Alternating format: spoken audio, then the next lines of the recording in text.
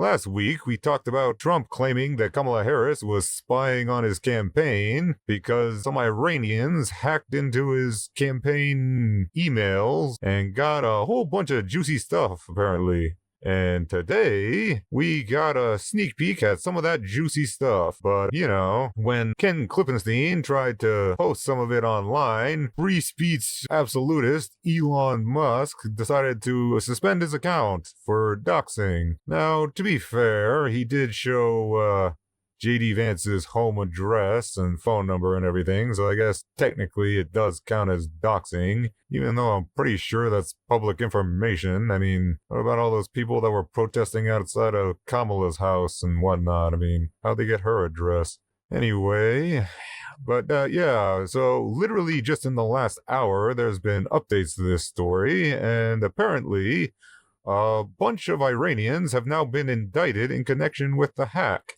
So, yeah, that's interesting. I'll have to keep an eye on that one. But, in the meantime, how's about we take a peek at this little leaked document, since now it's publicly available? Let's see what we got here. Potential opposition narrative, anti-Trump recording and establishment ties. Ooh, that sounds juicy. Potential opposition narrative, anti-Trump record, and establishment ties. JD Vance's political journey has been marked by notable shifts and contradictions, making his stance on Donald Trump a subject of intrigue and critique. During the 2016 election, JD Vance openly opposed Trump, announcing his intention to vote third party and expressing doubt about Trump's effectiveness. His critical views extended to likening Trump to heroin and dismissing the MAGA movement as a quick high. Described as a never-Trumper, Vance declared his opposition on public platforms, asserting that Trump was not the ideal candidate for white working-class voters. In 2016, Vance aligned himself with Trump's accusers, tweeting about allegations of sexual assault and implying a skepticism of Trump's honesty. He connected racism and xenophobia to Trump's base of support, emphasizing racial resentment among Trump's followers. Vance's association with the American Enterprise Institute, an organization critical of Trump, adds another layer to his political affiliations. As a former writer of Frum Forum, run by known never-Trumper David Frum, Vance's connections to Trump antagonists become more apparent. Despite initial moderate Republican and Democratic tendencies, Vance shifted his stance, actively supporting Trump's policies and encouraging votes for him in the 2020 election. Vance's political evolution raises questions about the consistency of his views and influences shaping his positions. What else they got in here? Potential opposition narrative, questionable conservatism, top hits, political top hits. What do you think that means?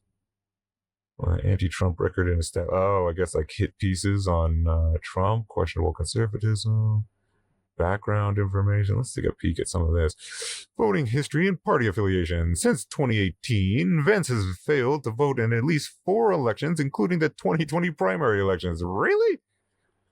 Vance was not a registered Republican Party voter in Hamilton County between September 18 and May 2022. 2016 campaign. Vance was opposed to Trump's candidacy during the 2016 election.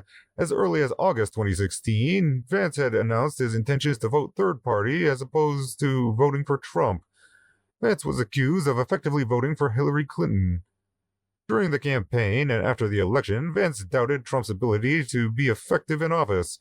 Vance criticized Trump's statements and policy proposals. Vance said Trump's election would be terrible for the country. Vance compared Trump to heroin and mocked MAGA as a quick high. During the 2016 campaign, Vance was described as a never-Trumper. Privileged and confidential.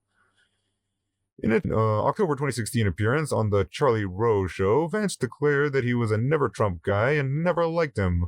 Vance claimed that there was a willingness from people who think a lot like I do, to say Trump was going to be a terrible candidate and that you were an idiot if you voted for him. Well, no lies detected there. Vance said Trump was not the best candidate for white working-class voters. During the 2016 campaign, Vance indicated that he believed women who accused Trump of sexual assault. In 2016, Vance indicated that he believed one of Trump's sexual assault accusers over Trump and mocked Trump for not telling the truth. General criticism. Vance once implied that Trump was prone to lying. No shit, Sherlock. In 2017, Vance criticized Trump for saying half-truths or lies so frequently that you stop actually taking the president literally.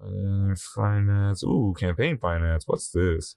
Further, Vance has begun to pay himself back for the loans he gave to his 2020 campaign, dispersing $700,000 in 2022 and an additional $614,500 in 2023. Isn't that illegal?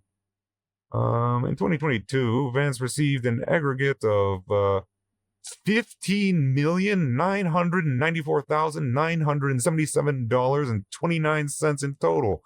Holy crap. Jesus. In total contributions for his campaign for the U.S. Senate. That's just to run for Senate? Dude. Oh my God.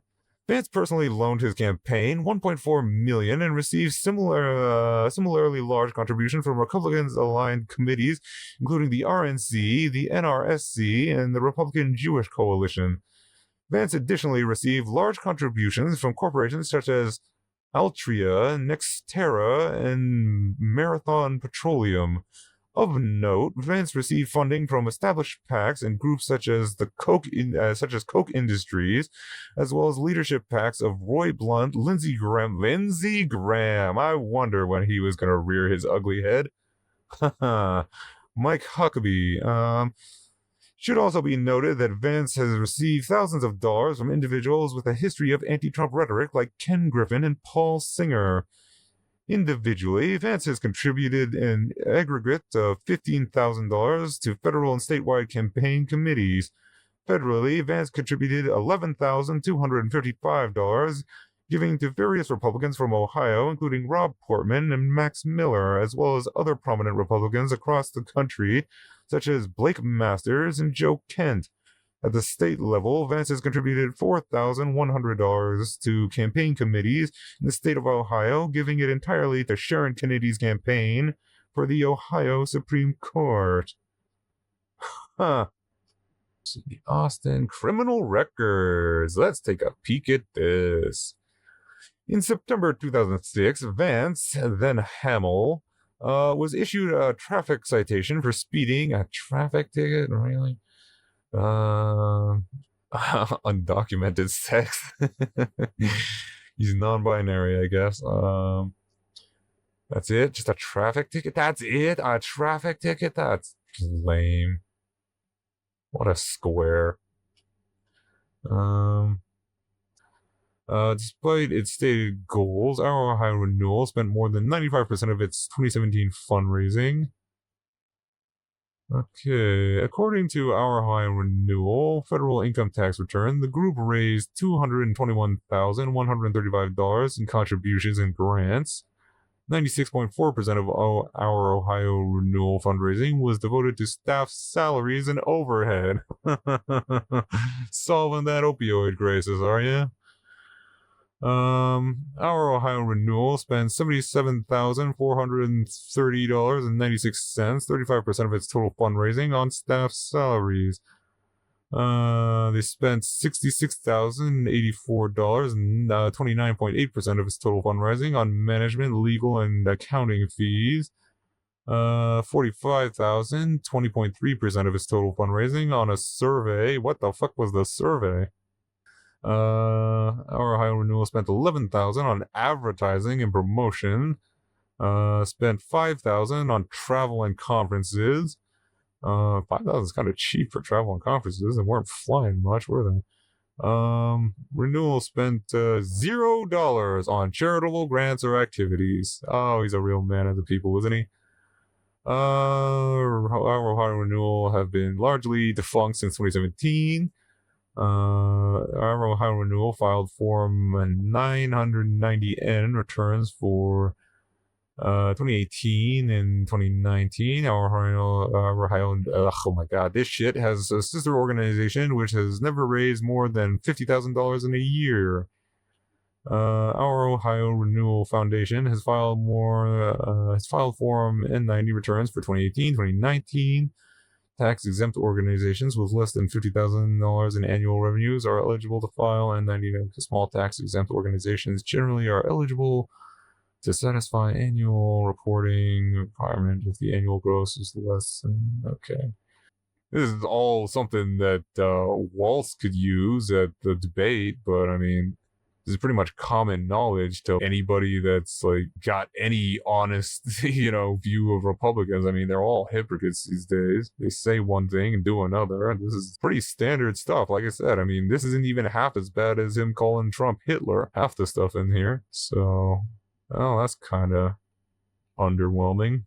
All right, well, I don't know. I guess I'll trim the fat on some of this and make it into a video later so it's sort of digestible. So that's the JD Vance dossier that's, I don't know, blowing up on social media despite being kind of a nothing burger.